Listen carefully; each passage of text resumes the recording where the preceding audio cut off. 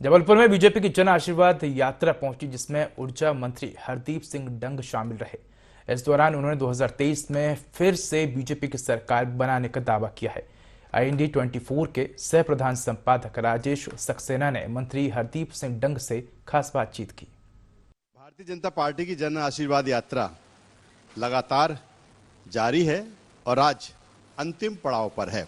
जिस तरह से 3 सितंबर से यात्रा की शुरुआत हुई थी, तमाम सारे नेता, चाहे वो प्रदेश के हों या केंद्रीय नेतृत्व हो, पूरे मध्य प्रदेश में 210 विधानसभा सीटों तक पहुंचे। हमारे साथ आज है कैबिनेट मंत्री, नवीन और नवकरणीय ऊर्जा मंत्री हरदीप सिंह डंग जी जबलपुर में हैं और मुख्यमंत्री शिवराज सिंह चौहान का कार्यक्रम भी है। लगातार डंग साहब भी यात्राओं के जरिए जनता के बीच में पहुंच रहे हैं, चर्चा करते हैं किस तरह से रिस्पांस और जिन योजनाओं को लेकर, चाहे वो केंद्र सरकार की हो या राज्य सरकार की हो, जनता के बीच में पहुंचे थे, जनता ने किस तरह से उसको रिएक्ट किया। बहुत स्वागत है आपका IND 24 में। डंग साहब, अगर बात करें इसी यात्रा की, जन आशीर्वाद यात्रा, यानी कि जनता का आशीर्वाद लेने आप निकले पूरी टीम के साथ, प्रदेश की टीम और केंद्र की टीम, किस तरह का रिस्पॉन्स लगा आप? मेरा मानना है कि जनता के बीच में वही जा सकता है जिसने कोई काम करा हो, और जन आशीर्वाद जिसने काम करा है तो उसको बिल्कुल मिलना तय है। मैं माननीय मुख्यमंत्री शिवराज सिंह जी चौहान साहब को धन्यवाद देना चाहूँगा। हमारे प्रधानमंत्री नरेंद्र जी मोदी जो एक राष्ट्र का नेतृत्व कर रहे हैं, राष्ट्र के साथ साथ तो हम ये भी कह सकते हैं कि दुनिया के सबसे मजबूत लीडर हैं और लोकप्रिय लीडर हैं तो मोदी जी। और शिवराज जी चौहान साहब के लिए कह सकता हूँ कि हिंदुस्तान में पहले मुख्यमंत्री ऐसे होंगे जो सबसे ज़्यादा अगर कोई व्यक्तिगत हितग्राही योजना दी है तो उनका नाम शिवराज सिंह जी चौहान साहब है। और जिस प्रकार से हम अभी निकले हैं, जा रहे हैं, जनता के बीच में जाते हैं, वो प्यार, वो आशीर्वाद, वो उत्साह जो कार्यकर्ता को देखने को मिल रहा है, तो ये कह सकते हैं कि आने वाले दिनों में भारतीय जनता पार्टी 100% जीतेगी, ये तो पक्का है। हरदीप साहब, कांग्रेस कहती है कि इस बार घबराहट ज्यादा है, चुनौती ज्यादा है, इसीलिए प्रदेश नेतृत्व पर आपको भरोसा नहीं रहा, इसीलिए केंद्रीय नेतृत्व पूरा आपको उतारना पड़ा। देखो, एक भारतीय जनता पार्टी का अपना में एक संगठन का अपना महत्व है, और संगठन जिस प्रकार से चाहे छोटा चुनाव हो, बड़ा चुनाव हो, उसमें अपना योगदान संगठन रखता है।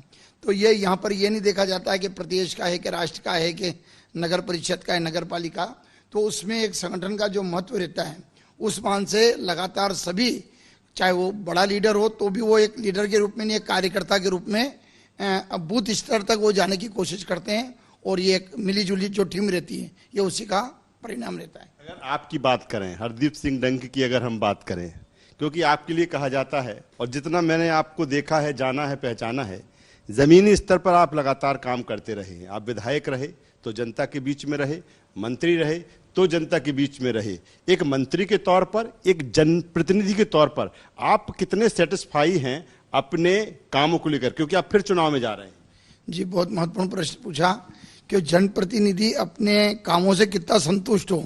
सबसे पहले तो अपनी खुद की संतुष्टि, उसके बाद जनता जो रुझान देती है, जो जनता मानती है, उसके बाद आता है। तो अपन खुद संतुष्ट होंगे तो जनता भी कहीं ना कहीं खुश होगी।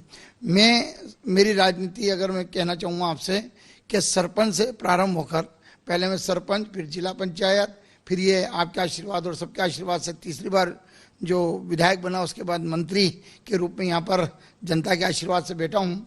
तो सरपंच जी में जो काम करे थे, वो हमारा जो पूरा शहर है वो आज नगर परिषद का रूप ले चुका है, तो आज भी जनता उसको याद करती है। फिर जिला पंचायत में काम करे, उसके बाद विधायक के रूप में काम करे, और मंत्री के रूप में जो काम करे हैं, तो ये कह सकता हूँ कि हमारे यहाँ पे जो प्रमुख बड़े बड़े काम थे वो अक्सर वहाँ ज़्यादातर हो चुके हैं।